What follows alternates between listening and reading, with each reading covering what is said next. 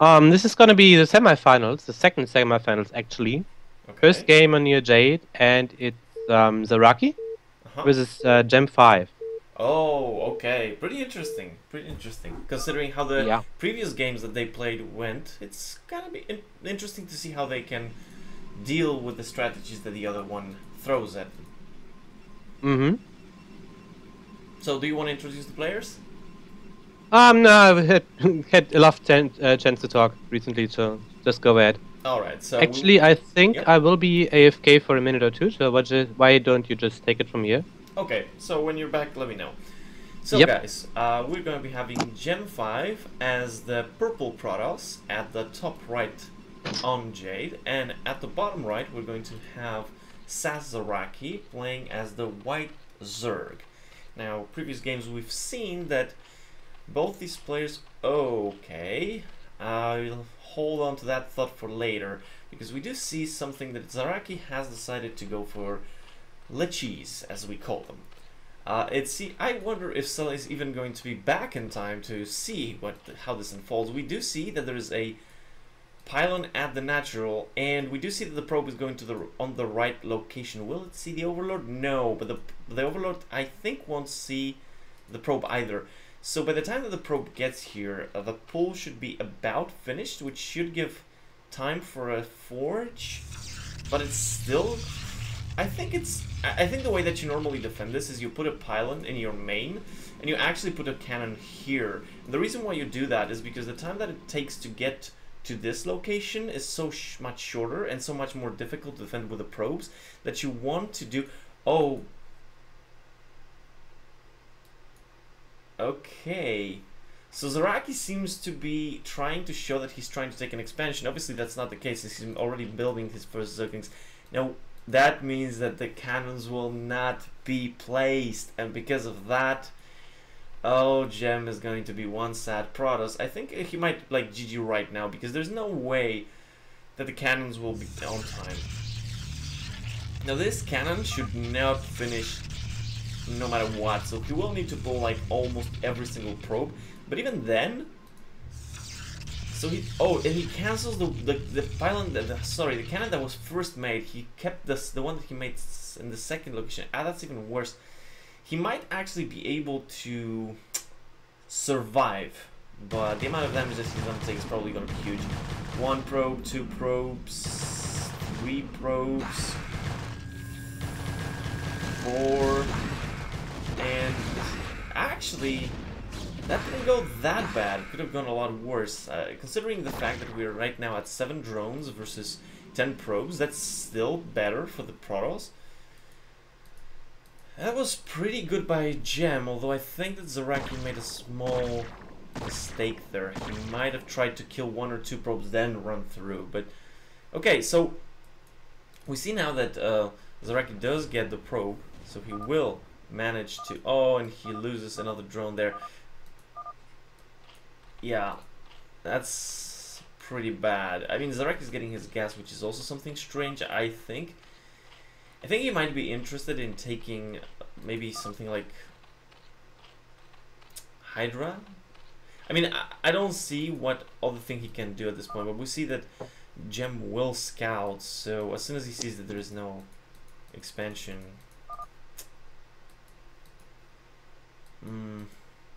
Yeah, I think ZaRaki is gonna have a hard time, because at this point, even if he tries to do something like a Hydra bust, which doesn't seem to be the case, I assume that he would be already. So it's a one base layer. This should not work. I mean, with Gem seeing this, he knows that there's no expansion, so from this point on, I mean, yeah, we have the 2 gates. I mean, I would understand if ZaRaki tried to do something like pure Zerglings and then get speed and try to run through, because it's an all-in, but it makes a little bit more sense than what he's doing now, I think. Okay, I'm back. Oh, okay, so you missed a 5 pull fail against 1 cannon, which was very weird, but... Uh-huh. As you can see And now, the continuation is also pretty strange.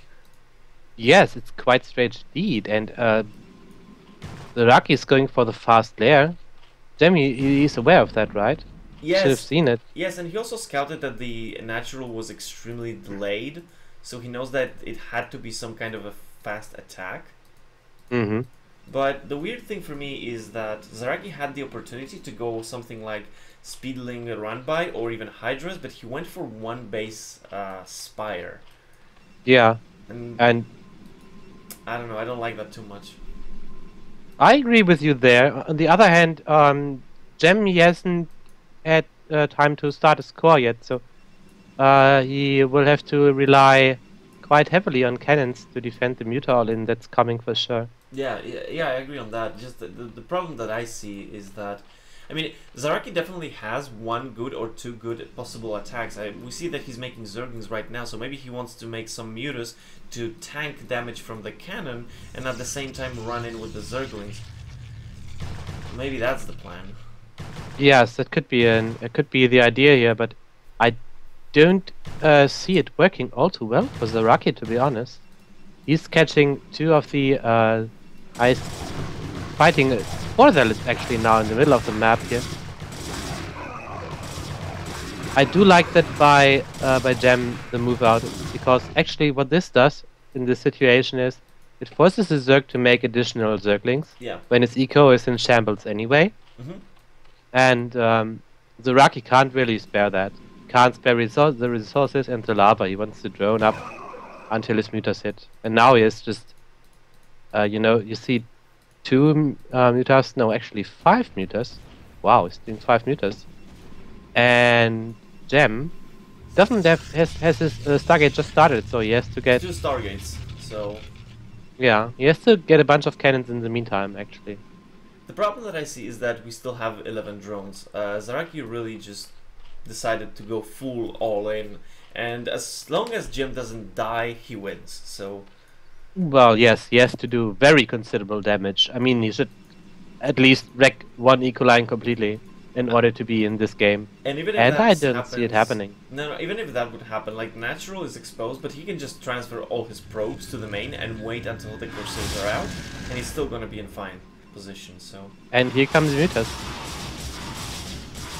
He just has 5 Mutas here, and he can't really engage the cannons. Either because his Muta list count is so low, so he's just harassing here at the gas, which is fine, but it leaves Djem enough time to pump out these Corsairs and just deal with it. And here's the first Corsair already. So things get difficult now for ZaRaki actually. Wow. And the weird thing is that the 5 pool was actually scouted really late. There was just like one cannon, so I don't know. I think just ZaRaki lost a little bit of his idea of what he wanted to do if the 5 pool didn't work. Yeah, it Because- seems certainly like that. Because after that he had 2 or 3 different openings that he could continue with, and he went with one that takes very long time to do something, which is the Mutas. Yeah. So And now he's droning and getting up a Hydra then. I don't see that happening too well.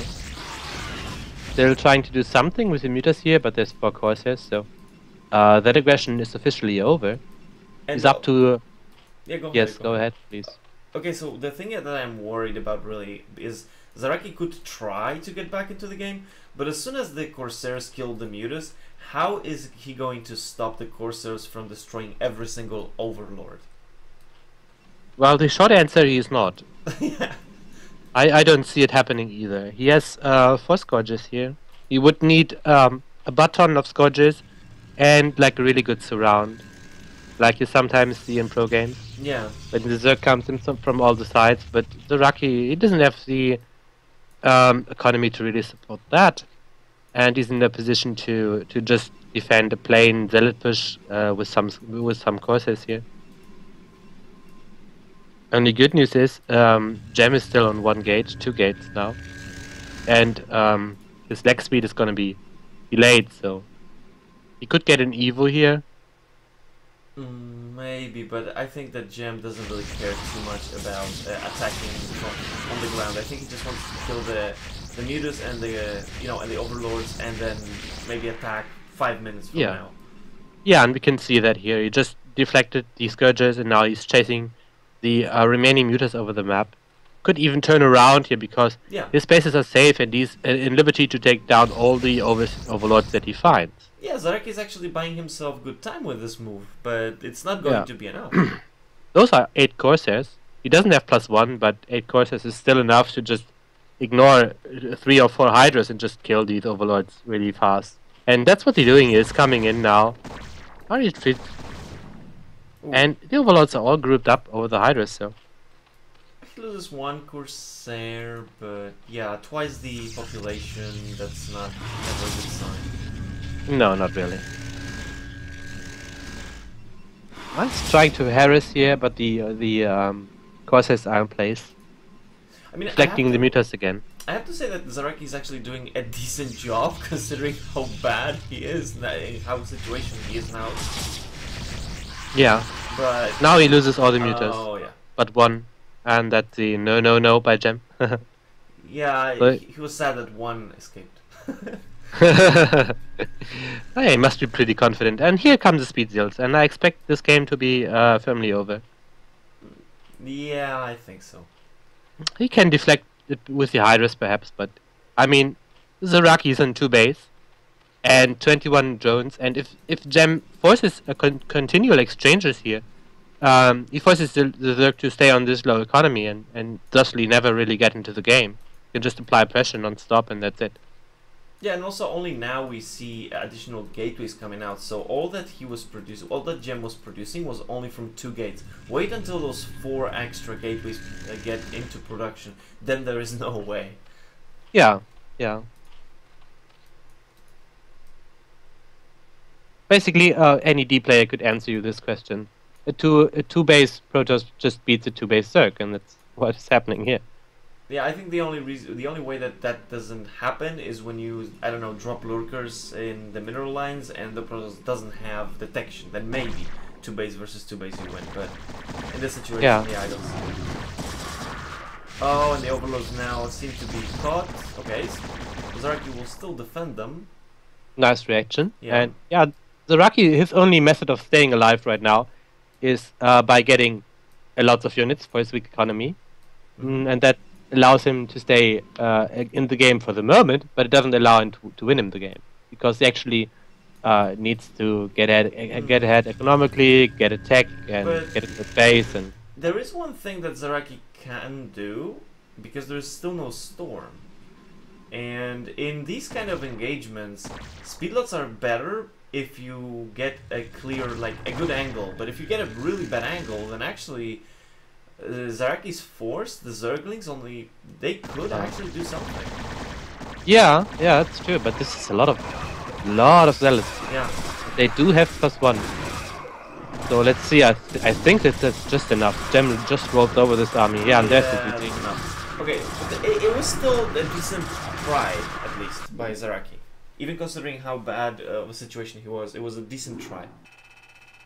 Yeah, I agree with that. He tried to get the best out of this game, and as you pointed out, the issue was in the early game when he was kind of indecisive after his 5 pool.